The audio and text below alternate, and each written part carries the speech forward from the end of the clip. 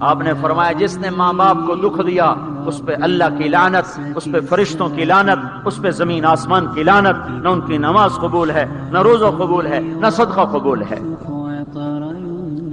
موسیٰ علیہ السلام نے کہا یا اللہ میرا جنت کا ساتھی کون ہے؟ اللہ نے کہا فلاں قصائی۔ قصائی نہ کوئی مجاہد، نہ غازی، نہ شہید، نہ کوئی مفسر، نہ کوئی ولی، نہ ابدال، قصائی۔ موسیٰ علیہ السلام دیکھنے گئے، قصائی عام قصائیوں کی طرح۔ وہ شام کو جب چلا تو تھیلے میں گوشت ڈال کے چل پڑا۔ موسیٰ علیہ السلام کہنے لگے تیرے ساتھ آ سکتا ہوں؟ کہا آ جاؤ۔ پہچانا نہیں اس نے یہ موسیٰ ہیں۔ وہ گھر گیا، اس نے روٹی بنائی، ہانڈی چڑھا دی، آٹا گوندنے بیٹھا، روٹی تیار کی، سالن تیار کیا، تھالی میں رکھا۔ ایک عورت ایسے لیٹی پڑی تھی روئی کی گالی کی طرح، اس کو اٹھا کے کندھے کا آسرا دیا اور نوالے بنا کے اس کو کھلاتا رہا۔ وہ سر مارے، ہن بس اس نے منہ صاف کیا، اسے لٹایا، وہ بڑبڑانے لگے۔ موسیٰ علیہ السلام نے فرمایا یہ کون ہے؟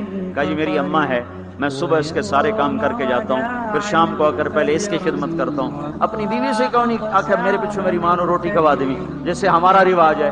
اپنی بیوی سے کہتا ہے تو میری ماں دی کر، میں کوئی نہیں کرنا۔ اور سنو میری بیوی کے ذمے میری ماں کی خدمت نہیں ہے، میرے ذمے میری ماں کی خدمت ہے۔ خود کرتے نہیں، بیویوں کو کہتے ہیں اس کے ذمے نہیں، وہ انکار کرتے ہیں، کہتے ہیں نافرمان ہے، گھر میں لڑائی، دنگا فساد۔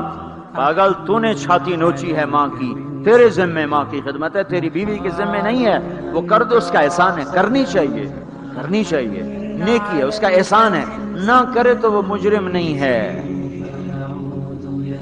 موسیٰ علیہ السلام سے کہنے لگا جی صبح اس کے سارے کام کر کے جاتا ہوں، شام کو آ کے پہلے اس کو روٹی کھلاتا ہوں، پھر اپنے بچوں کو دیکھتا ہوں۔ موسیٰ علیہ السلام نے کہا یہ کچھ کہہ رہی تھی جب تو اس کو لٹا رہا تھا؟ کہنے لگا یہ اماں جو ہوئی پاگل اماں جدوں دی خدمت کرن شروع ہو جاندی اللہ تینوں جنت وچ موسیٰ دا ساتھی بناوے، بھلا میں کتھے تے موسیٰ کتھے۔ جب بھی اس کی خدمت کرتا ہوں شروع ہو جاتی ہے اللہ تجھے جنت میں موسیٰ کا ساتھ دے، بھلا جی میں کہاں، میں کسائی کتھے تے موسیٰ کتھے۔ سمجھو یہ ماں ہے، ماں جس کی دعا نبیوں تک پہنچا دیتی ہے۔